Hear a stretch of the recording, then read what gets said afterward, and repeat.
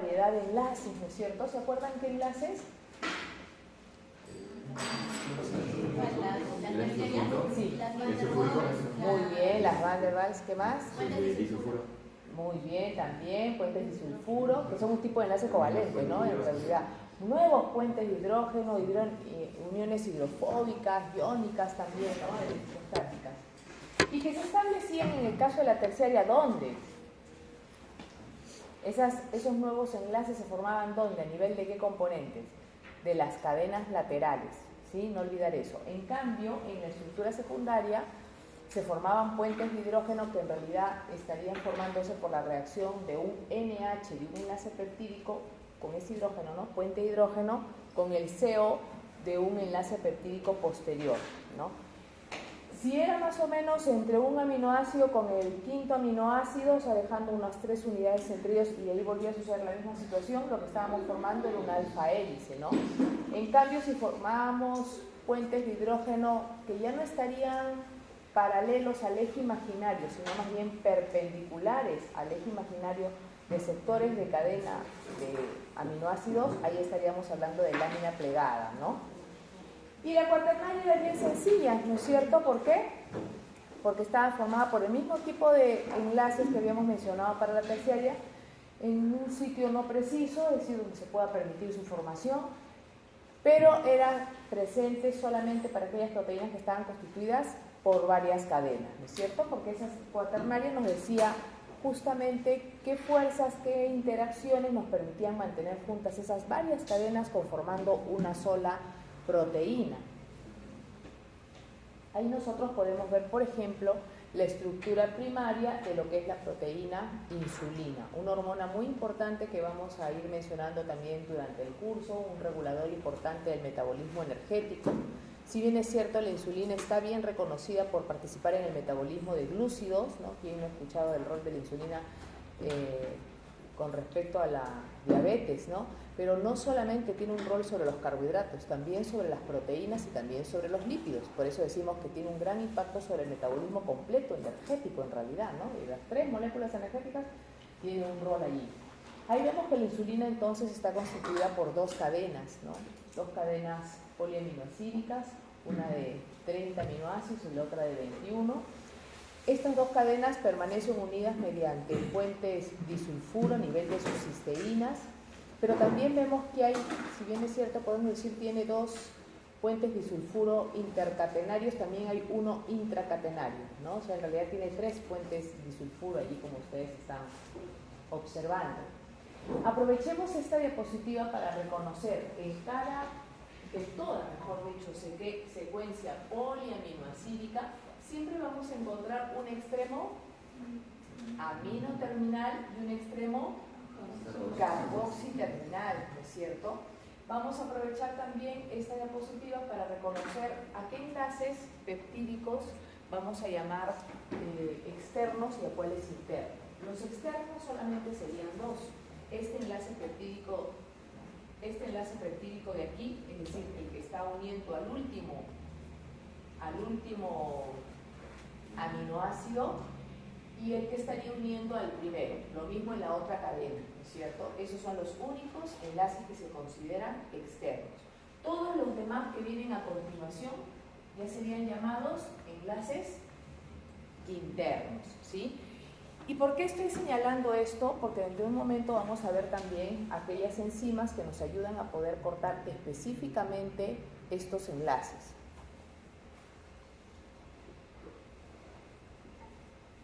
Conocer la estructura primaria de una proteína es sumamente importante, les decía yo desde el ciclo anterior, ¿no? Que a pesar de ser la estructura más básica, da información relevante porque nos ayuda a poder proyectarnos cómo será la secuencia nucleotídica en el gen que le ha dado origen. Porque recordando el código genético, las características del código genético, sabemos que hay una equivalencia, ¿no?, entre los tripletes de nucleótidos con respecto al aminoácido que se codifica.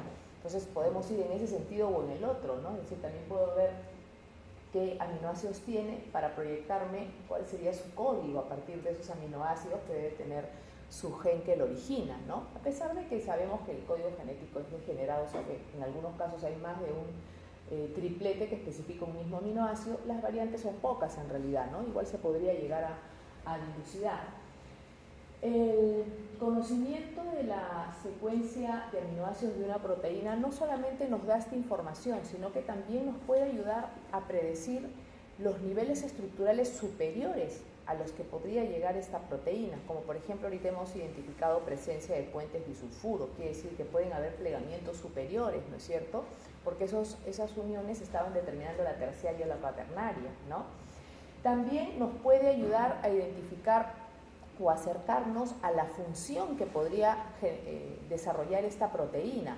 ¿Cómo así? Porque hay muchas proteínas que tienen funciones parecidas y que tienen sectores aminoácidos en común, o sea que hay una secuencia propia que determina esa función. Entonces, si yo comparo una proteína que tiene una secuencia en común, por ejemplo, con proteína transportadora de calcio, puedo pensar que esta también transporta calcio, ¿no? Y ya dirijo mis pruebas hacia esa función para evidenciar si efectivamente es la situación. También nos ayuda lo que son estudios evolutivos. Así que, como nos damos cuenta, en realidad el conocimiento de la estructura primaria es bastante informativo, bastante útil, a pesar de ser algo bastante simple, ¿no?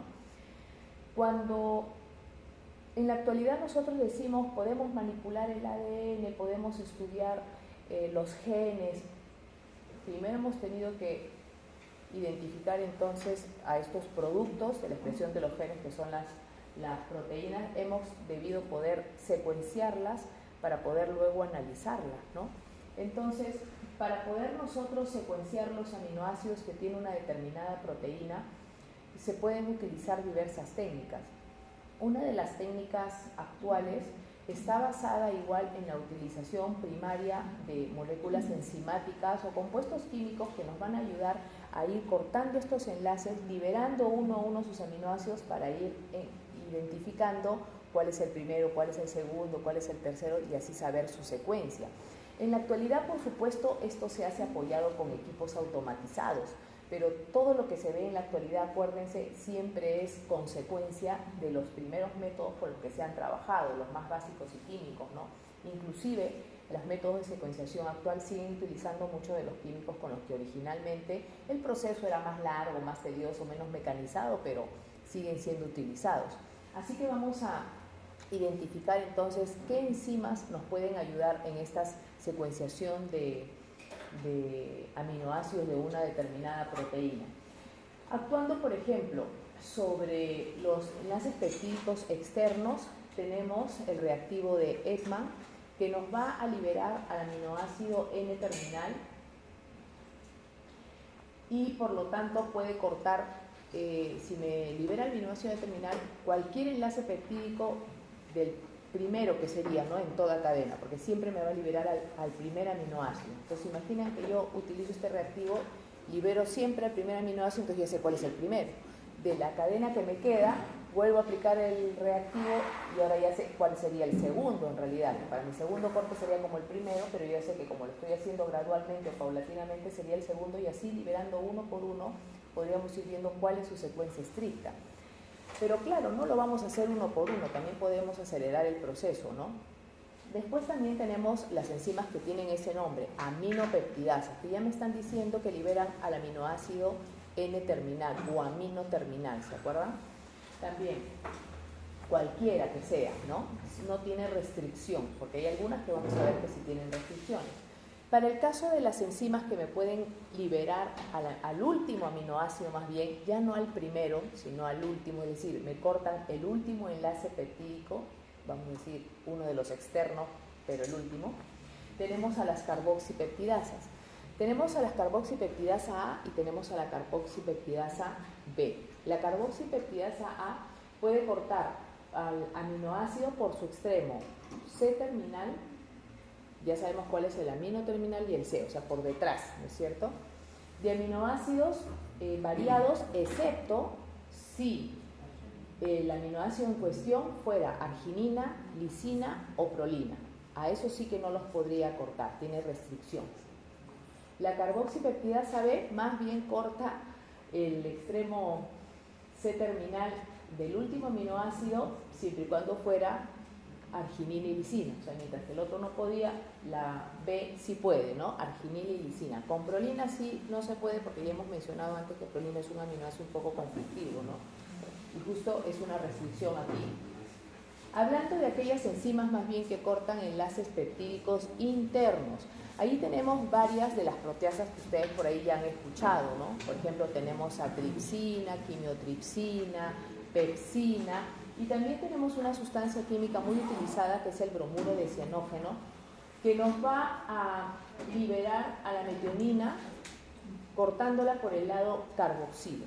Es decir, está la metionina en cualquier ubicación interna que esté y por su lado carboxilo, o sea, ni bien aparece la metionina, después de ella hace el corta ese siguiente enlace peptídico que hay, en las que estén, pero siempre y cuando estén internas, porque acuérdense que todas estas que estamos mencionando aquí solamente cortan enlaces peptídicos internos.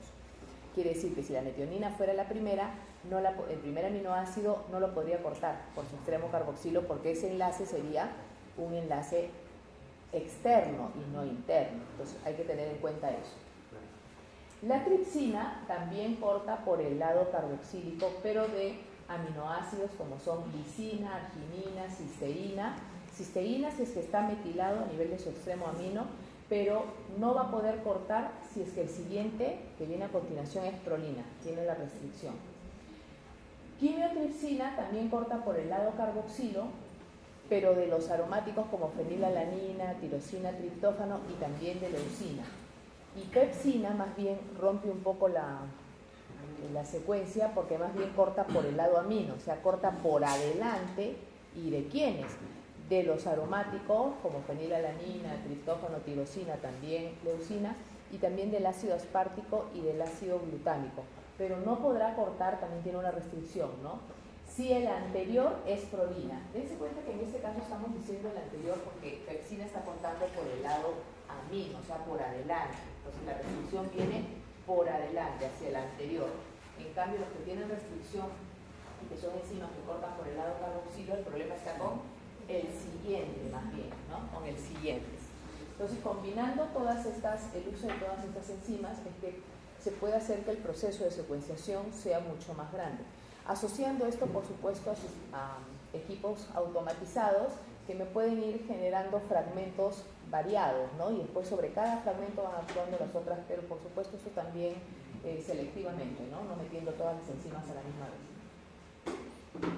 Una de las proteínas más importantes que hay que destacar ahora que estamos hablando de proteínas para el humano es la proteína colágeno, ¿no? Esta proteína ya la hemos señalado como una proteína fibrosa y decimos que es una de las más importantes porque es una de las más abundantes en nuestra constitución corporal, ¿no es cierto? Alrededor de 25% de nuestras proteínas equivale a colágeno. Se encuentra pues en la piel, se encuentra en los huesos, se encuentra en los cartílagos, se encuentra en los tendones, se encuentra en los ligamentos, se encuentra en la córnea, en el cabello, en las uñas, en todos lados está este colágeno, ¿no? Hay cerca de 28 tipos de colágeno, pero el más abundante es el tipo 1, que justamente se encuentra en piel, huesos, ¿no? Y es una proteína que en realidad, como ya mencioné, equivale a una triple hélice, que tiene una particularidad, que tiene abundancia de los aminoácidos glicina, hidroxiprolina, hidroxilisina.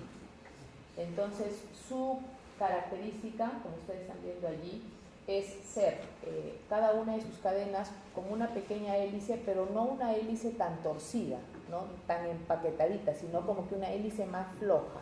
Y esto es porque tiene abundancia de prolina y derivados hidroxiprolina. Y como ya les dije, la prolina no deja hacer plegamientos compactos, ¿no? Más o menos 33% de estos aminoácidos que se repiten, ahora no son los únicos, ¿no? En esas X que estoy colocando aquí, se hace referencia a que pueden haber cualquiera de los otros aminoácidos propios proteicos, ¿no? Pero se destaca la abundancia de estos residuos, ¿no? Glicina, prolina, hidroxiprolina, hidroxilisina.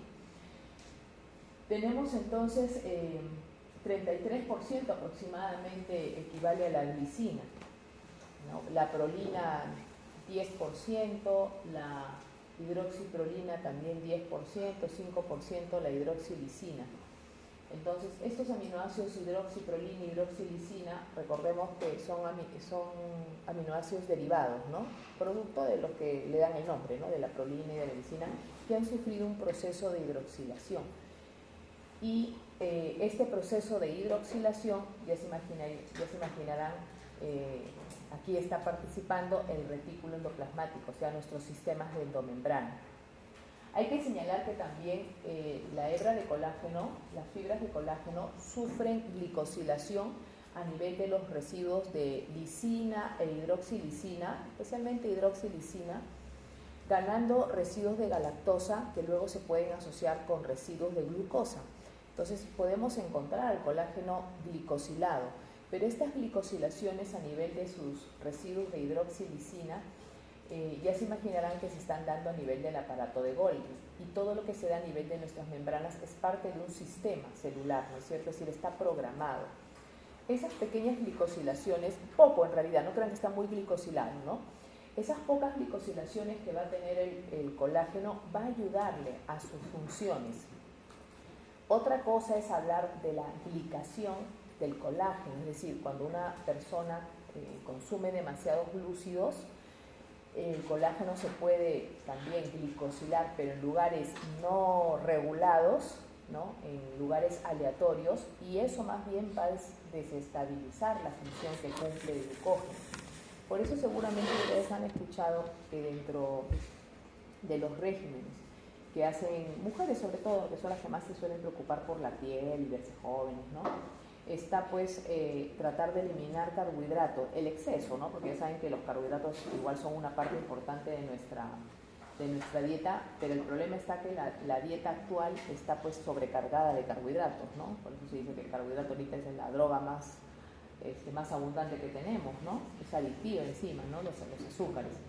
Entonces, como estamos cayendo en ese exceso, tratar de no caer en él, cuidando o regulando bastante nuestra dieta, puede ayudar a que justamente nuestro colágeno, sobre todo el de la piel, no sufra glicación espontánea y por lo tanto pueda mantener su estructura, sus funciones, inclusive dentro de sus funciones está la estabilización con otros componentes de las matrices extracelulares para mantener la elasticidad, el óptimo funcionamiento, la hidratación también, ¿no? ¿Se imaginan entonces por qué aquellas personas, ya que pasamos los 40 años, que tenemos una producción de colágeno que baja alrededor de 25%, más o menos baja la producción de colágeno, sumado a una dieta rica en carbohidratos, va a hacer que nuestra piel pues en realidad se deteriore más rápidamente, ¿no?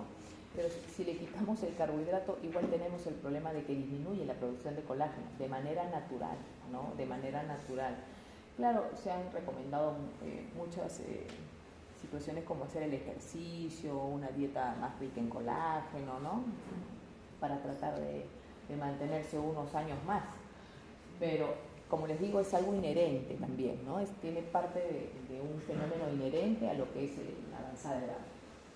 Ahí estamos viendo fibras de colágeno que las podemos encontrar asociándose varias de ellas formando fibrillas y fibras, y como les digo, forman redes, pero redes organizadas, ¿no? Para poder mantener la estabilidad de los tejidos, especialmente de la piel. Vemos que entonces está constituida por 3 cadenas, como les decía. Estas cadenas en realidad son levógiras, si analizamos a una por una, pero ya cuando se unen las 3 y se doblan juntas, ya no el torcimiento de cada una de ellas, sino el paquete, corresponde un torcimiento más bien hacia la derecha, ¿no? Lo contrario, ¿ya? O sea, independientemente están quedadas hacia la izquierda, pero cuando ya las juntas vuelven a sufrir otro torcimiento y ahí ya las vemos más destrófilas. Cada una de las cadenas tiene cerca de alrededor de 1000 aminoácidos, entonces es una proteína relativamente grande. Las secuencias aminoácidicas no son iguales, por supuesto, en los diferentes tipos de colágeno. Ahí reside la diferencia, ¿no? La diferencia de denominación de colágeno tipo 1, tipo 2, tipo 3 y así, ¿no? Pero todas tienen en común la abundancia de los residuos que acá estoy destacando: lisina, prolina, hidroxiprolina y también hidroxilisina.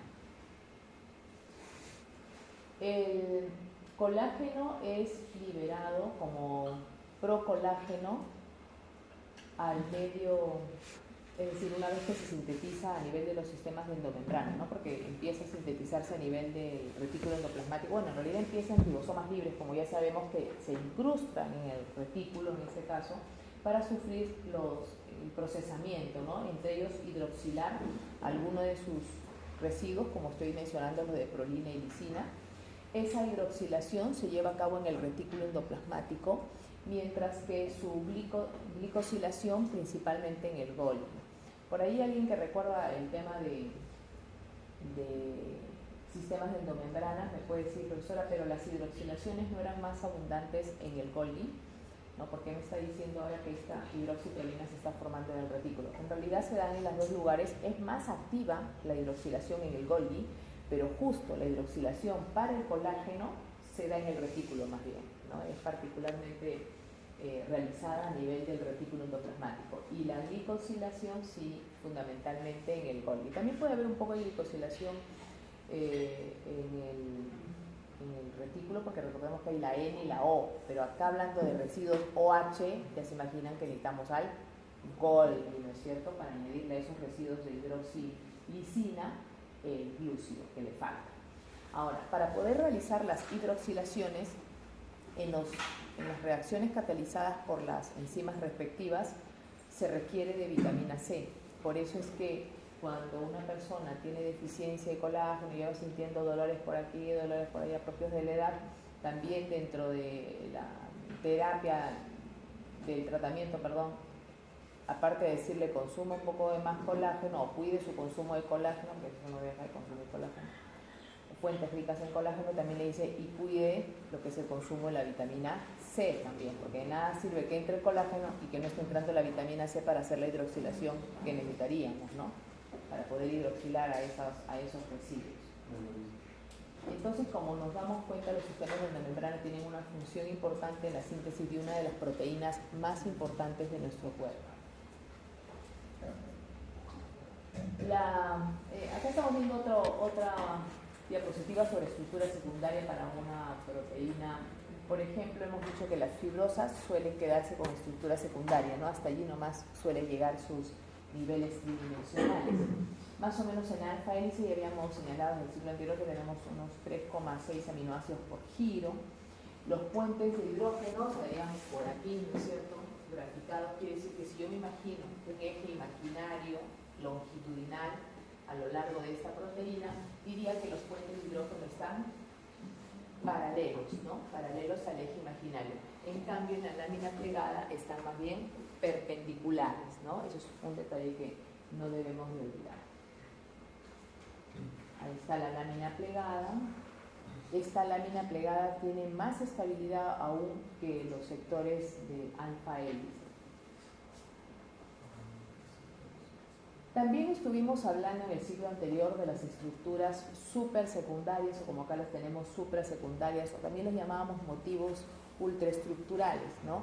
Propio de las proteínas que llegan a tener estructura terciaria, pero que al analizarlas internamente, porque dentro de una terciaria y secundarias, ¿no es cierto?, aquí podemos encontrar que hay dominios particulares que siempre tendrán un nivel particular de estos secundarios estable. O sea que ciertos sectores adoptan niveles secundarios estables, ¿no? Es decir, este dominio, vamos a decir, una proteína puede tener 10 dominios, 10 sectores particulares con funciones particulares. Y este dominio 1 siempre lo vamos a encontrar con conformación alfa hélice, mientras que el dominio 3, 5 y 7, qué sé yo, tiene alfa hélice, por ejemplo, ¿no? O sea, siempre se presentan así. Por eso me refiero a dominios estables. Y estos plegamientos particulares, que también pueden ser repeticiones de alfas hélices o repeticiones de láminas plegadas, o alternar alfas hélices con láminas plegadas dentro sectores, ¿no?, de alfa hélice con láminas plegadas dentro de la misma proteína, determina, como les decía, funciones particulares a esos dominios, ¿no? Entonces una proteína puede tener en un sector aminoácidico un punto de anclaje, por ejemplo, para poder unir colágeno. Otras pueden tener un punto de anclaje para unir lamininas, por ejemplo, ¿no? Y otros componentes que podríamos encontrar a nivel ácido hialurónico, otros no, calcio también, dependiendo del dominio al que nos estemos refiriendo. Y ahí vemos la estructura cuaternaria de proteínas que tienen más de una cadena, ¿no? La insulina, ¿tendrá estructura cuaternaria? La insulina, ¿cuántas cadenas vimos en la insulina hace un ratito? Ah, entonces, ¿tiene estructura cuaternaria? Más de una cadena. ¿Cómo? Claro, acuérdense, la cuaternaria es válido para toda proteína que tenga más de una cadena. Lo esperado sería que fuera una, digamos, ¿no es cierto? Es lo que uno cuando se imagina una proteína piensa una sola secuencia, por eso le digo eso, hasta terciario podría llegar ahí, no necesariamente, pero podría llegar una proteína con una sola cadena hasta terciario. Pero en cuaternario ya hablamos de varias cadenas, de 2 a más, ¿no? Por eso que la hemoglobina tiene cuaternaria, la insulina también. Todas las que tengan más de una cadena, o sea, de 2 a más, tendrán cuaternaria de todas maneras, ¿ya? Y esa sería su estructura nativa, ¿no es cierto? El nivel máximo al que llega. Hemos mencionado también que dentro de las características de las proteínas o propiedades está su capacidad de ser desnaturalizadas, ¿no? Existen varios factores que pueden causar desnaturalización de proteínas. Y cuando hablamos de desnaturalización decimos que se afecta a la estructura secundaria, terciaria y cuaternaria, si es que tenían todas estas, ¿no? En una proteína. Pero lo que no se va a afectar, ¿qué cosa era? La primaria, porque la primaria solamente se afecta cuando hay procesos hidrolíticos, ¿no? Hidrólisis, donde sí hablamos de cortar el peptídico, que es lo que determinaba la primaria. Entonces, ahí estamos viendo una gráfica de una proteína nativa en su estado natural, tal cual cumple sus funciones, tiene ciertas zonas plegadas, y luego de ser desnaturalizada pierde ese plegamiento particular que tenía, ¿no? Recordemos que cuando esta proteína ha perdido ese plegamiento, ya su función también se ha perdido, porque ese plegamiento determinaba una función en particular, ¿no? Si era enzima, ya no va a poder actuar como enzima. Si era una proteína transportadora, ya no podrá transportar lo que transportaba, ¿no? Y como les decía, entonces, recordando, ya hemos hablado de varios tipos de diferentes agentes desnaturalizantes. Podemos hablar de agentes físicos y también podemos hablar de agentes químicos. En el caso de los agentes físicos, uno de los más importantes es la temperatura. La mayoría de las proteínas se desnaturalizan arriba de los 50, 60 grados centígrados. Y también para el lado contrario, por debajo de los 10 grados o 15 grados, también puede resultar desnaturalizante para algunas proteínas. Dentro de los químicos hay diferentes, ¿no? Está la exposición a sales abundantes, a concentraciones salinas, ¿no? Concentradas, la exposición frente a detergentes, jabones, agitación mecánica profusa, soluciones de urea concentrada o de guanidil también concentradas. ¿Qué más? También hemos hablado de la exposición a radiación, ¿no? Que acá nos está mencionando, radiaciones ionizantes, también pueden resultar desnaturalizantes. Algunos procesos de desnaturalización pueden ser reversibles y otros pueden ser irreversibles. Ahí estamos viendo el aspecto de la ovoalbúmina, por ejemplo, en el huevo, cómo ha cambiado, ¿no? Cuando ha sido expuesto a elevadas temperaturas, de lo que veíamos en el huevito, translúcida, viscosa, más sólida, ¿no? Más gelatinosa y blanca, ¿no? Cómo cambia. Ese proceso, por ejemplo, no va a ser reversible. Ahora, eso, la reversibilidad de la reacción dependerá de la proteína en cuestión y dependerá del factor en cuestión a la que se le ha expuesto. O sea, no puede decir, este factor es reversible para todas las proteínas, no. Depende de la estructura química de la proteína que le pueda afectar o no ese agente desnaturalizante, ¿no? O sea, no se puede generalizar. Con respecto a las alteraciones en las propiedades de las proteínas que han sido desnaturalizadas, ¿cuáles podríamos mencionar? Podemos señalar que cuando una proteína está desnaturalizada, se incrementa su viscosidad, pierde su capacidad de cristalización, disminuye también lo que es su solubilidad, cambia su coeficiente de sedimentación, cambia su coeficiente de lo que va a ser difusión también. ¿Y cuáles serían los métodos que podríamos utilizar para separar proteínas? ¿Y por qué querríamos separar proteínas? porque a veces tenemos una mezcla de proteínas y para poder analizarlas yo necesito tenerla aislada a cada una de ellas, ¿no? O capaz cuando queremos hacer análisis de ADN, como nosotros sabemos, nuestras moléculas de ADN normalmente se encuentran asociadas a una serie de proteínas, entre ellas las histonas en primer lugar, pero no son las únicas, hay otras que también están ayudando a esos plegamientos complejos. Entonces, si queremos llegar a analizar el ADN, voy a tener que en primer lugar separarlo de esas proteínas, purificarlo, tenerlo sin proteínas, tener purito ADN, para luego ya poder hacer también la secuenciación seguramente de esa molécula, ¿no? De esa macromolécula. Entonces, por eso es importante que conozcamos cuáles son los métodos de separación de proteínas, ya sea entre proteínas o de proteínas con otro tipo o otra naturaleza de compuestos, ¿no? Entre ellos está, por ejemplo, el proceso de diálisis. Nosotros en práctica podríamos, por ejemplo, utilizar una membrana dialítica, que es lo mismo decir una membrana semipermeable, que normalmente pues sabemos que esas membranas no permiten el paso de proteínas. Se puede utilizar, por ejemplo, un buche de pollo, ¿no? Que finalmente con una bolsa ya tiene la forma de bolsita, le podemos colocar ahí una mezcla de proteínas y sales, lo amarramos por los extremos, lo colocamos en un baño de agua y vamos cambiando cada 20 minutos el agua y vamos quedando con una muestra de cada tangada de agua que hemos cambiado, la analizamos y van a encontrar que no hay proteínas, o sea, las proteínas no lograron filtrarse, ¿no? Porque esa es la característica de una membrana funcional dialítica, que no debería dejar pasar proteínas. Sin embargo, las sales sí han podido movilizarse, ¿no? Y variarme un poco el pH del medio que está afuera. También podemos separar proteínas mediante la solubilidad diferencial que pueden presentar estas. Claro, dependerá el método que yo utilice de la diferencia de la mezcla de proteínas que yo tengo, ¿no? Porque, por ejemplo, si sé que son de solubilidad diferente, puedo aplicar esta metodología, pero si, por ejemplo, son de tamaños diferentes, me convendrá utilizar una metodología que me ayude por medio de la diferencia de tamaños, más bien, ¿no? Aprovechar la diferencia que tienen entre ellas. O si tengo con diferentes cargas, entonces mejor aplico electroforesis, por ejemplo, ¿no? En el caso de la solubilidad diferencial, esto va a depender, o sea, ¿por qué las proteínas presentan solubilidad diferente unas de otras?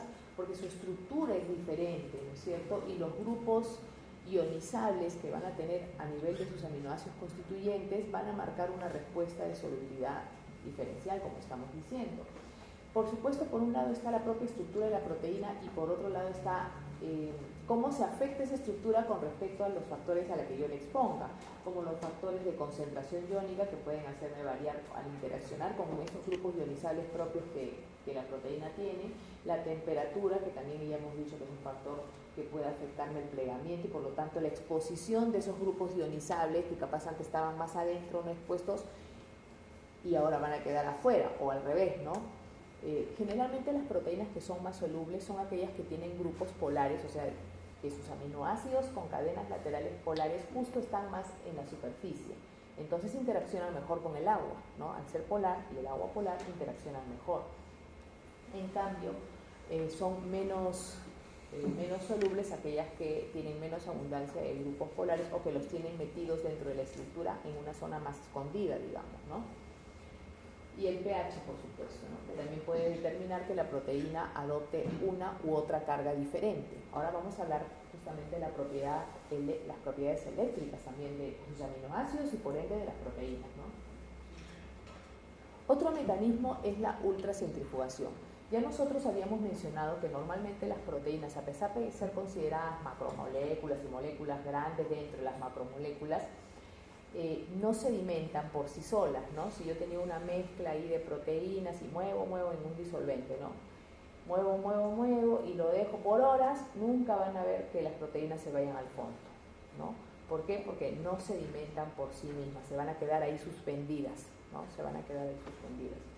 Como por ejemplo, hicimos práctica de ósmosis con ustedes, claro, sí. Y rompimos entonces eritrocitos y ustedes vieron la hemoglobina, ¿no? Cómo tenía el tubo de rojo, y cuando centrifugamos desaparecía ese rojo, no desaparecía, porque como el rojo está dado por la hemoglobina liberada, ya no por el eritrocito en sí, sino ya se habían roto los eritrocitos y la hemoglobina estaba libre, no había manera de bajarla, ¿no? Por una centrífuga estándar que lo único que nos hace es acelerar el proceso de sedimentación en menos tiempo, ¿no? Pero como ya les decía, el hombre no se conforma con estos problemas, siempre buscamos soluciones.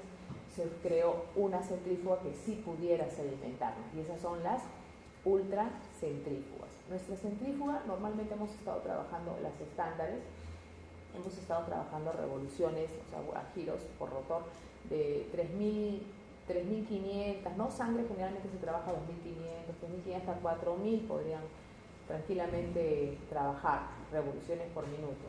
Las ultracentrífugas son centrífugas muy potentes que dan 75.000 revoluciones por minuto, imagínense, ¿no? 75.000. Lógicamente, con la cantidad de calor que se podría generar en su interior si es que se quedara un poco de aire allá adentro por la fricción, pues, ¿no? Estas centrífugas tienen un sistema de vacío para poder sacar el aire una vez cerrada la tapa, porque al yo abrirla de hecho que entre el aire, ¿no? Pero una vez que yo cierro, tiene un sistema de vacío para sacar todo el aire y que no se genere esa fricción y por dentro no se genere elevación de la temperatura a un máximo nivel que la pudiera hacer estallar. El material también de estas centrífugas es diferente, ya no es de hierro como las nuestras, ¿no? Sino que son de titanio. Y tienen entonces, como ustedes ven, varias particularidades entonces para que puedan realizar esa ultracentrifugación que sí nos vaya a permitir la separación de proteínas, ¿no? En base a sus tamaños y a sus densidades. Otra metodología es la cromatografía. La cromatografía es una técnica, muchos la reconocen como una técnica química, pero también podríamos decir que aprovecha principios físicos, ¿no? Que normalmente se puede hacer en columna, como ustedes ven allí, una columna que pareciera una bureta pero más gorda, ¿no? Grande, que también tiene una salida y tiene el terminal de una bureta como ustedes ven allí, pero también se puede hacer en cámara de cromatografía, aunque la más conocida, como les digo, es la de en columna, ¿no? Toda técnica de cromatografía permite separar moléculas aprovechando la diferencia de coeficiente de reparto o de difusión que pudieran tener esa mezcla de moléculas a través de un soporte en particular que utilicemos, ¿no? Entonces, normalmente se identifican dos fases en la cromatografía, dos componentes, ¿no? Aparte de la columna, que es lo más típico, como les digo, tenemos la fase estacionaria y la fase móvil, ¿ya? Fase estacionaria y fase móvil. La fase estacionaria suele ser sólida, mientras que, bueno, puede ser sólida, puede ser también líquida, puede ser gaseosa, mientras que la fase móvil suele ser líquida o gaseosa, o sea, hasta allí suele llegar, ¿no? Pero la estacionaria sí puede llegar a ser hasta sólida, ¿no? Como estamos viendo allí, ¿no? La parte interna sigue rellenada con partículas sólidas, esa es la parte estacionaria. Y sobre ello vamos a vaciar nuestra mezcla de proteínas que hemos colocado asociado a la fase líquida, que nos va a ayudar para arrastrar, para pasarlas a través de la fase sólida. Existen entonces diferentes tipos de cromatografía. Aquí estamos viendo en primer lugar la cromatografía por exclusión molecular, donde el principio es que se van a poder separar moléculas que tengan como característica diferencial, o sea, por ejemplo, una mezcla de proteínas, ya todas son proteínas, pero la diferencia entre estas proteínas es que tienen tamaños diferentes, ¿no? Que tienen una masa, un tamaño diferente. Entonces ahí sí sería ideal utilizar esta cromatografía de exclusión molecular, porque lo que vamos a lograr es que aquellas moléculas que tienen mayor masa abandonen la columna más rápidamente y por lo tanto cuando yo recupere, ¿no? Abra este cañito y comience a pasar mi batería de tubos, en los primeros tubitos hayan caído las más grandecitas y en los últimos caigan las proteínas que eran más bien más pequeñitas.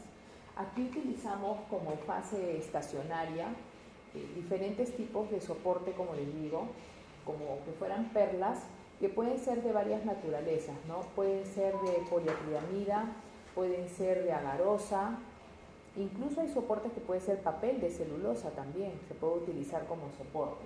No para las columnas, para la cámara sí se puede utilizar el papel, ¿no? O sílica gel también. Pero para las columnas generalmente en forma de perlas, ¿no? Es lo que se utiliza.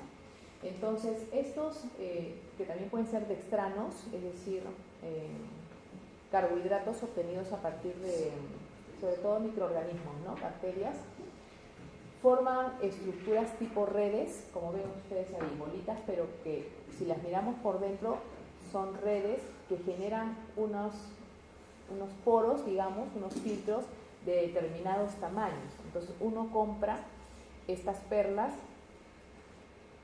de acuerdo con diámetros, de acuerdo a los diámetros de las proteínas que yo sé que voy a querer separar, ¿no? Entonces cuando yo paso mi mezcla de proteínas entre grandes y medianas, como ahí se está graficando con dos colores, ¿no? A través de esas partículas, miremos lo que se ve a la derecha, como estas partículas, como les digo, son la mezcla de estructuras fibrosas que dejan poritos por dentro, las proteínas que son pequeñitas se van a meter en esos canalículos porque sí entran y van a demorar, porque es como que se están metiendo en un laberinto, ¿no? Van a demorar en bajar. En cambio, las grandes, como no entran por esos poros, esquivan las perlas y caen más rápidamente. Así que yo tengo que en los primeros tubos cayeron las más grandes y en los últimos tubos cayeron las más pequeñas. Pero en los tubos intermedios tendré una mezcla, por ahí alguien me dice, no, ya se van mezclando. Claro, a los intermedios luego los vuelvo a pasar, ¿no? Los vuelvo a pasar por la columna y así voy cada vez separando más hasta que ya tengo solamente las pequeñas en unos tubos y solamente las grandes en otros, ¿no? Entonces ya separé mis proteínas gracias a la cromatografía por ultrafiltración o exclusión molecular, que también tiene el nombre así. Ahí vemos en grande, y los dos nombres que les decía, puede ser conocida como exclusión molecular o como filtración en gel. Se pueden utilizar, como les decía, dextranos, agarosa y geles de poliacrilamida en formas de perlas, pero que al mirarlos microscópicamente tienen poros, como les digo, por dentro. Hay otra cromatografía también bastante utilizada en bioquímica, que es la cromatografía de intercambio iónico. En este caso se utilizan perlas, pero que están revestidas con grupos cargados, como por ejemplo podrían ser grupos sulfónicos, ¿no? Entonces, esta cromatografía se utilizaría para separar una mezcla de proteínas donde la diferencia de esas proteínas más bien es la carga, ¿no? Porque yo al pasar mi mezcla de proteínas, como están viendo ahí, rojas y negras, ¿no? A través de esta columna que está cargada de las perlas, que también tienen un recubrimiento, en este caso me están diciendo positivo, entonces las que son de carga negativa van a sufrir un retraso en bajar, porque por la atracción de cargas opuestas se van a unir y solamente voy a obtener las de carga positiva, ¿no? Inclusive dependiendo de la fuerza de la carga positiva, unas van a caer más rápido que otras, ¿no? Con respecto a las positivas. Y después, ¿cómo suelto a las negativas que se han quedado allí pegadas? Una vez que recuperé las primeras, en los primeros tubitos de abajo, luego hago pasar un buffer que modifique la carga de las proteínas que yo estaba pasando, porque ustedes saben que según el pH en que yo coloque mis proteínas, puedo variarles la carga, ¿no es cierto? Entonces hago que ya no tengan la carga negativa y por lo tanto caigan, porque ya no va a haber atracción, ¿no? Esa es otra forma, y si se dan cuenta son sistemas sencillos, no son técnicas muy elaboradas, ¿no? O sea, el principio que utilizan es un principio fácil de comprender, entendible y hasta deducible, ¿no? Otra técnica para separar, hablando de proteínas, enfoquémonos en proteínas, pero esto es válido tanto para moléculas de ácidos nucleicos, pero especialmente proteínas donde hay mayor variedad. Está también la electroforesis, que creo que ya hemos hablado también de la electroforesis alguna vez, ¿no? Bueno, en electroforesis se utiliza una cámara electroforética que suele ser un material resistente, plastificado, transparente.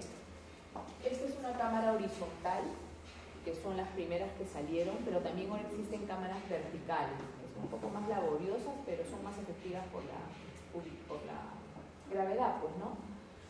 Lo que se van a colocar las moléculas a separar. Necesitamos entonces una cámara en electroforesis y necesitamos una fuente de energía, ¿no? Nosotros entonces colocamos también nuestro soporte, que puede ser, como les digo, papel de celulosa, puede ser agarosa también, en capa, que ha tenido que tener una preparación porque viene en polvo, ¿no? Y uno tiene que hacer lo que se vuelva gel y luego colocarlo allí. Es delicado el proceso, ¿no? Pero estas cámaras se caracterizan, las horizontales por lo menos, por tener dos compartimentos, ¿no? Como que dos cubetas ahí en los extremos y esa parte es más alta más bien, ¿no? Y acá baja. Entonces nosotros colocamos nuestro soporte y que los costados entren y se sumerjan un poco en contacto con las cubetas que van a estar llenas del buffer. Por ejemplo, cuando se separan proteínas del suero, se utiliza por lo general el buffer barbital, ¿no? Que tiene un pH alrededor de 8,7 más o menos. Y nosotros colocamos acá al medio nuestra mezcla de proteínas, ¿no? Le ponemos su tapita que también es de plástico y colocamos, como ustedes ven ahí, a la fuente de poder que conecta unos electrodos negativos y positivos que hay en cada una de las cubetas. O sea, por acá hay el positivo que sería el ánodo y acá el negativo que sería el cátodo.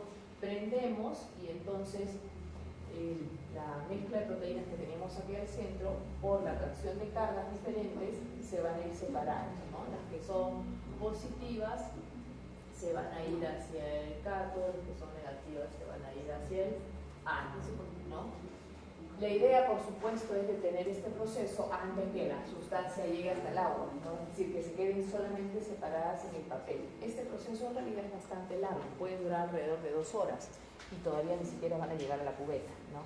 Así que más o menos en el lapso de hora y media, 2 horas, vamos a tener que ya no están todas juntas como las tenía en el punto donde las coloqué, sino que ahora ya las tengo separaditas. Saco entonces mi soporte. Y luego, como no, las moléculas de importancia biológica no suelen tener color por sí mismas, luego hay que hacer el revelado, ¿no? Que es echarle una solución afín a la sustancia que quiero colorear. En este caso quiero colorear proteínas, generalmente se utiliza el amido black, y ya aparecen como manchas, ¿no? Entonces yo esto luego lo puedo analizar para ver las densidades y comparar con patrones que se tienen, donde aparece un patrón de bandeado, ¿no? Este es mi patrón de comparación y yo ya sé qué proteínas son estas que tienen estos pesos moleculares y lo comparo con el patrón que estoy obteniendo, ¿no? Para más o menos sacar identificarlas por peso, a qué proteínas estaría encontrando, en qué concentración. El grosor de la mancha determina la concentración. Entonces yo lo asocio a un analizador de densidades y me puede botar en qué concentración estoy obteniendo cada una de las fracciones proteicas en este paciente, ¿no? Que puedo encontrarle casos que está más abundante, no sé, las alfa 1, en otro las beta, las gamma o las albúminas capaz, ¿no? Entonces, por esa comparación identifico cuál es cuál de las bandas equivale a qué proteína y en qué concentración las tengo, ¿no? No solamente las separo, sino que puedo analizar concentraciones, pero asociando a otros equipos, como les digo, ¿no? Muy bien, llegamos a lo que son los aminoácidos, al detalle de los aminoácidos. Hemos ido de atrás para adelante, ¿no? Empezamos con las proteínas y ahora estamos hablando de sus constituyentes básicos para ahondar un poquito más sobre ellos. Recordarán ustedes que, por favor, me avisan 10 minutos antes que se cumpla la hora también, ¿ya? Para terminar de pasar la asistencia. 2 horas académicas. Hemos empezado 8:15, ¿a qué hora sería? Ya. A ver, si fuera 8 sería 8:50, 9:40, ¿no? 9:35 más o menos, ¿no? Sí, está. No, al contrario, es más allá, pues, ¿no? Claro, es más allá, no es menos, ¿no? Es más allá. 8:50, 9:40, claro, 9:55, así, ¿no? Sí, 9:50 y 45 me van pasando la boca. 9:45 me van pasando para. 9:40 mejor, ¿ya? 9:40 me pasando la boca. Tengo otra clase. ¿Tiene otra clase? Sí, tengo otra clase. Hay salones. Bien, cuando hablamos de los aminoácidos, se les destaca mucho a estas biomoléculas por ser los constituyentes, las proteínas, pero recordemos que no solamente cumplen ese rol, porque no solamente podemos hablar de aminoácidos proteicos, sino también hay aminoácidos no proteicos, pero claro, los más abundantes y conocidos en realidad pues son los proteicos, ¿no? Y estos proteicos, entonces, empezando por los más importantes, los clasificamos en 4 grupos, ¿se acuerdan? Según la diferencia de ¿qué? De su cadena lateral, que es lo único básicamente que tienen de diferente todos, ¿no? Excepto rolina, que también es un aminoácido. Entonces tenemos acá para recordar los aminoácidos del grupo 1. En los del grupo 1 tenemos los apolares, que son apolares justamente, repito, por el tema de la naturaleza de su cadena lateral. Y aquí tenemos a alanina, valina, leucina, isoleucina, fenilalanina, triptófano, metionina, prolina y actualmente ya se está incluyendo aquí, como les digo, glicina. Les digo esto porque quizás en algunos textos la glicina todavía lo van a encontrar en el grupo 2, pero en realidad ya varios autores están coincidiendo en mandarlo al grupo 1, ¿ya? Porque en realidad al tener solamente un hidrógeno en su cadena lateral, pues corresponde a polar, ¿no? No corresponde a ser polar, no tiene carga ahí. En este grupo también hay que recordar a los de cadena ramificada, ¿no? Que justamente se llaman así, los aminoácidos ramificados. ¿Quiénes eran los ramificados? Quitando el primero, valina, leucina, isoleucina, ¿no? Porque pareciera que se abre en 2 cadenas. Ahí estamos viendo azufrados como la metionina en este caso, ¿no? También vemos a 2 de los aromáticos, ¿a cuáles me refiero? Muy bien. Y también vemos a triptófano, ¿no? Con su anillo bencénico, fenilalanina, y triptófano con su anillo indol, ¿no? Ahí te van a llevar microbiología. ¿Están llevando microbiología este semestre? No. ¿Todavía no? ¿Al otro todavía? Ahí hay una prueba que se llama la prueba del indol. Todavía no. No, pero microbiología es bonito, es bien interesante. Como es todo microscopio. Ahorita están con todo lo que es teórico. Después ya es más práctico. Bueno. Y acá sí les estoy mostrando todos los aromáticos, no solamente los del grupo 1, sino también los que, el otro que falta del grupo 2, porque acá también estoy añadiendo a tirosina, ¿cierto? Bien. Aquí vemos al grupo 2, ya empezamos aquí entonces, si el primer grupo era de los apolares, aquí empezamos con los polares, pero que tienen carga neutra al pH nuestro, el pH corporal que es 7, ¿no? Aparecen con carga neutra ese pH. Y acá tenemos pues a hidroxilados como serina, treonina, tirosina, importantes estos hidroxilados porque sobre ellos es que se puede añadir glúcidos en el Golgi, ¿se acuerdan? Y también está un azufrado como la cisteína, que justamente es uno de los aminoácidos más importantes para poder formar los puentes disulfuro que determinan la terciaria y la cuaternaria para aquellas proteínas que lo poseen. Y también tenemos a los primos hermanos de los ácidos, la asparragina y la glutamina, ¿no? Que se acuerdan que le decía, recordemos que son los primos hermanos porque hasta aquí son idénticos, ¿no? Respectivamente, asparragina el ácido aspartico y glutamina el glutámico. La diferencia está que aquí cambió la cosa, ¿no? Este grupo en los ácidos es uno igual que este, carboxilo, en cambio aquí los primos hermanos es un grupo tipo amida, CONH2. Estos de aquí habría que resaltar a la glutamina, que puede actuar como neurotransmisor, o sea, tiene un rol como segundo mensajero también. Y luego llegamos al grupo 3, el grupo de los ácidos, aquellos que adoptan carga negativa a nuestro pH corporal, porque como vemos tiene un extra grupo carboxilo en la cadena lateral, tienen un grupo extra carboxílico a nivel de la cadena lateral, aparte del alfa carboxílico que todos tienen, ¿no? Y bueno, este es el alfa.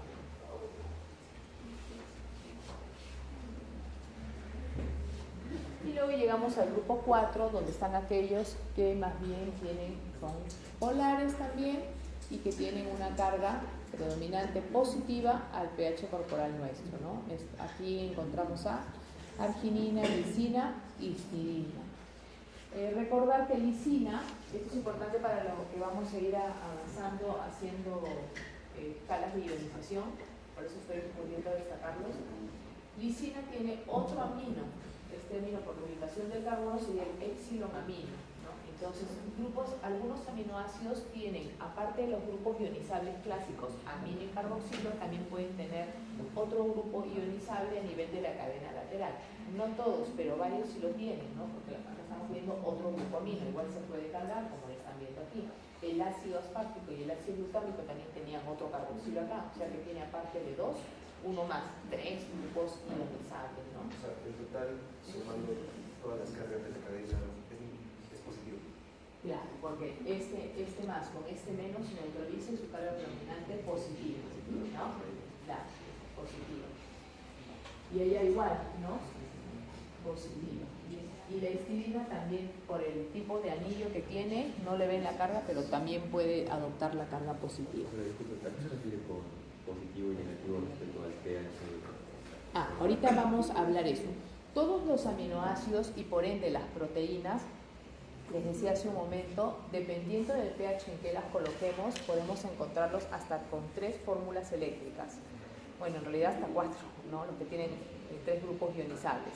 Vamos a hablar de la mayoría, 3, ¿no? Positiva, neutra y negativa. Pero, ¿de qué depende, no? Como les digo, de un punto isoeléctrico, que es un valor que ya se ha identificado para cada uno de los aminoácidos y que es un valor que sale como resultado de los pKs que tienen sus grupos ionizables. Y sigo hablando en chino mandarín. ¿Y qué es pK, profesor? El pK viene a ser el logaritmo negativo de la constante de equilibrio de la reacción de ionización de esos grupos. Ahorita lo van a entender mejor porque vamos a hacer cálculos con eso, ¿ya? Entonces, gráficos sobre todo, sí, gráficos, ¿ya? Muy bien. También a estas alturas ya de la carrera es necesario que ustedes identifiquen las abreviaturas de los aminoácidos, tanto de 3 siglas como de una sola sigla, ¿ya? Entonces vamos viendo. Para el caso de la abreviatura de 3 siglas es más fácil quizás de recordar porque en la mayoría de los casos, más no todos, responde sus primeras 3 letras, ¿no? Empezamos: ácido aspartico, glutámico, alanina, arginina, hasta ahí estamos viendo pues muy parecido a sus primeras letras, ¿no? Asparragina, por la asparragina, ahí le ponemos ASE, ¿no? Cisteína, cis en el español y cis con Y en el inglés.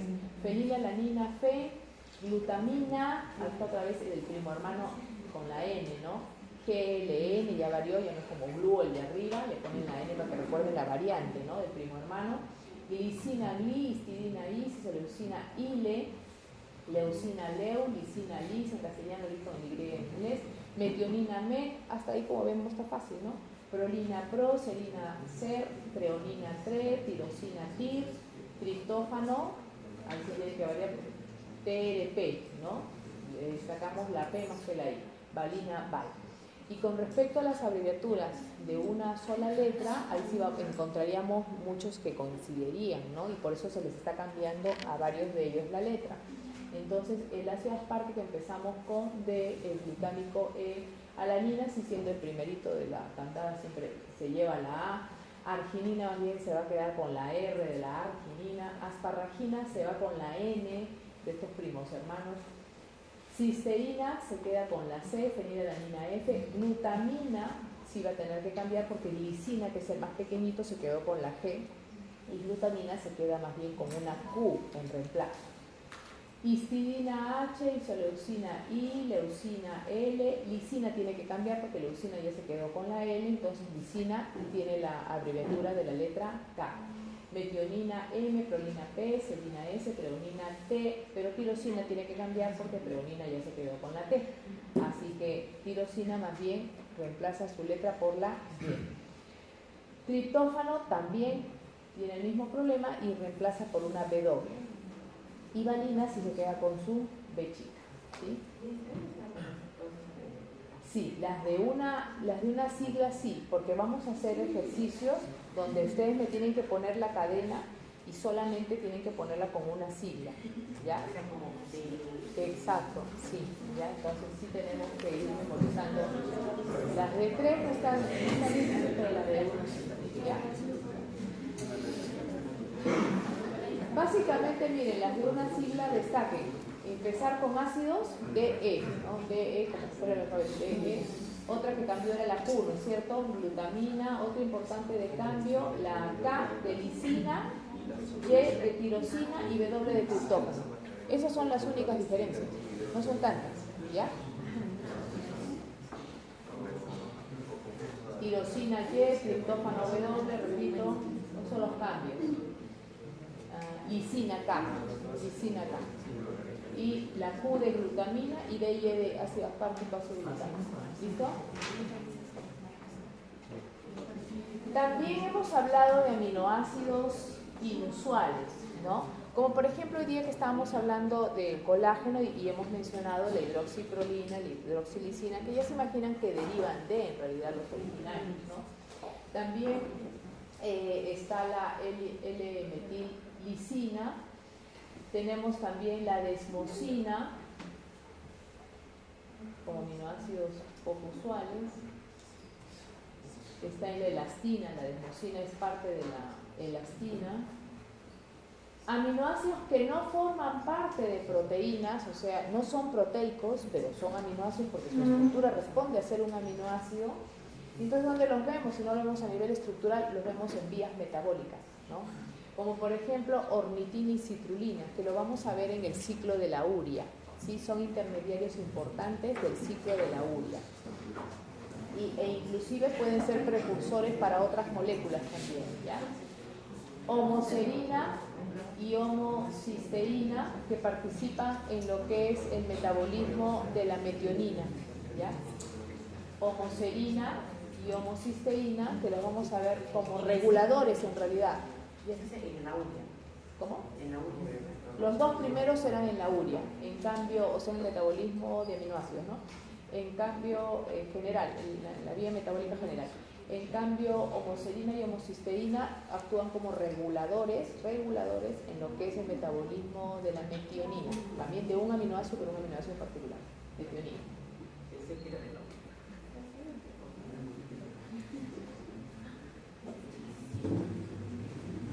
Compuestos derivados, son que no forman parte, y pasamos a los que son compuestos derivados de aminoácidos, como por ejemplo la histamina, ¿no? Que ya, ¿quién no ha tomado un antihistamínico cuando está con un cuadro alérgico? Sabemos entonces que esta histamina pues es un mediador de la respuesta inmune, especialmente presencia de alergias, es una sustancia que aumenta la permeabilidad de la membrana causando vasodilatación. La adrenalina, que es hormona y también neurotransmisor, ¿no? Que por ejemplo lo vamos a destacar en este ciclo como una hormona que estimula la vía de degradación del glucógeno, entre otras funciones, por supuesto. La taurina, que está en la constitución de la bilis, también de las hormonas tiroideas, pero sobre todo se destaca por su presencia en la bilis. La espermina y la espermidina, que derivan de en su síntesis participa la ornitina, la arginina y la metionina, por eso tan grandes son, ¿no? Tan largotes, y que participan en la síntesis de ácidos nucleicos y proteínas, también actuando como reguladores.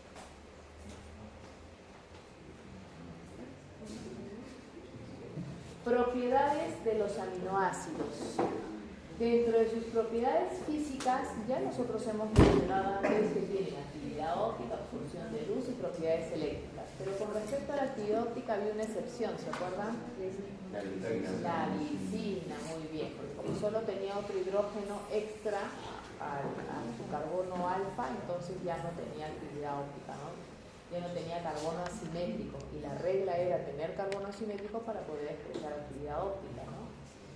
Esta actividad óptica nos puede permitir ver si desvían el plano de luz polarizado utilizando un polarímetro bien hacia la derecha o bien hacia la izquierda, ¿no? O sea, haciendo electrófilos o levófilos representados con signos más y signos menos. Absorción de luz. La mayoría de los aminoácidos absorben luz en la región del ultravioleta lejano. Entonces, el ultravioleta va de los 100 a los 400 nanómetros, el lejano es la primera parte, entre 100 y 200, o más allá del altito, ¿no? Sin embargo, los aromáticos, recordemos, los aromáticos, por sus anillos aromáticos, más bien manifiestan otra longitud de absorción máxima, que sería a 280. Y recordando que hemos dicho que todas las proteínas siempre tienen aromáticos, entonces eso determina que, ya no hablando de los aminoácidos, sino hablando de la proteína, las proteínas muestren una predominante absorción de longitud máxima a esos 280, o sea, en base a sus aromáticos, ¿no? En cambio, los ácidos nucleicos, ¿a cuánto absorbían? Proteínas, era muy cercanito, ¿ah? Proteínas estamos diciendo 280, ácidos nucleicos 260, muy bien, eran muy próximos. ¿Y por qué quiero que recuerden esto? Porque para ver la purificación, cuando queremos separar ADN de proteínas, justamente vamos a sacar el cociente de esas absorbancias. Y propiedades eléctricas también poseen, porque ya hemos dicho, tienen grupos que pueden adoptar carga. Entonces, ¿cómo llamamos esos grupos? Grupos ionizables, ¿no? Su propio amino, alfa-amino, y su propio alfa-carboxilo son grupos ionizables. Y varios aminoácidos, como les decía, aparte tienen otros grupos ionizables en su cadena lateral. Para poder medir, como les decía, lo que es la actividad óptica, utilizamos un polarímetro, como ustedes ven allí. La actividad óptica se va a expresar entonces, la manera de medirla es en rotación específica. Esta rotación específica, que se representa por un símbolo, un alfa, ¿no? Entre corchetes, medio de comillas,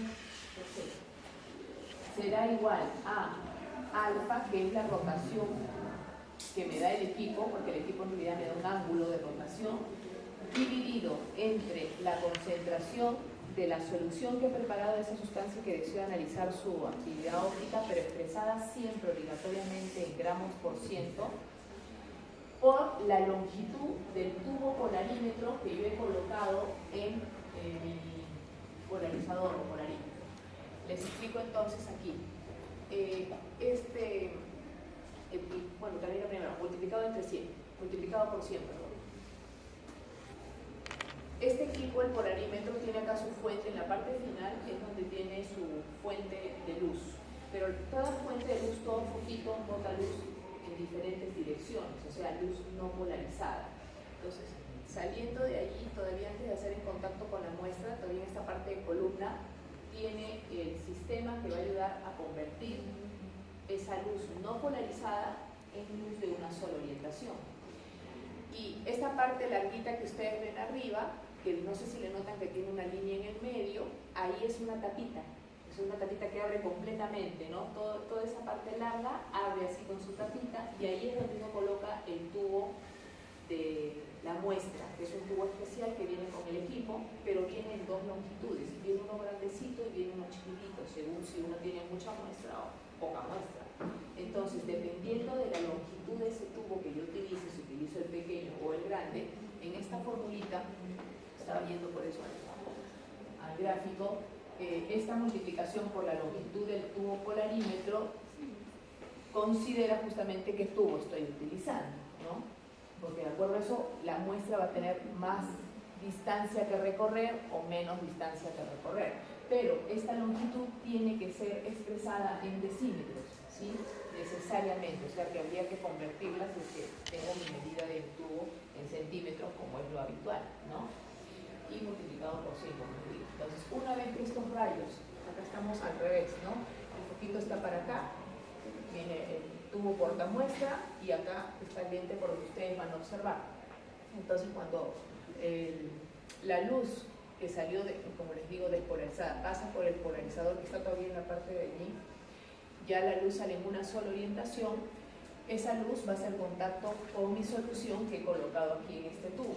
Entonces, según la actividad óptica de la sustancia que está en esta solución, esos rayos van a poder ir girando hacia una dirección o hacia la otra. La dirección en la que giren van a hacer que cuando yo mire por la pantallita, yo vea un plano circular, pero como que está partido en dos medialunas. Puedo ver negrito por aquí y amarillito, o sea, bien iluminado por acá, o puedo verlo al revés. Dependiendo de dónde está la iluminación, puedo decir si es de estrófilo o de óculo. pero también tiene un tornillito, como ustedes ven allá abajito, donde yo tengo que calibrar el equipo un poquito, ¿no? Para que la iluminación quede estable, o sea, para poder ver en qué punto la iluminación de ese sector respectivo que se va en media luna a cargar de luz se pone más brillante.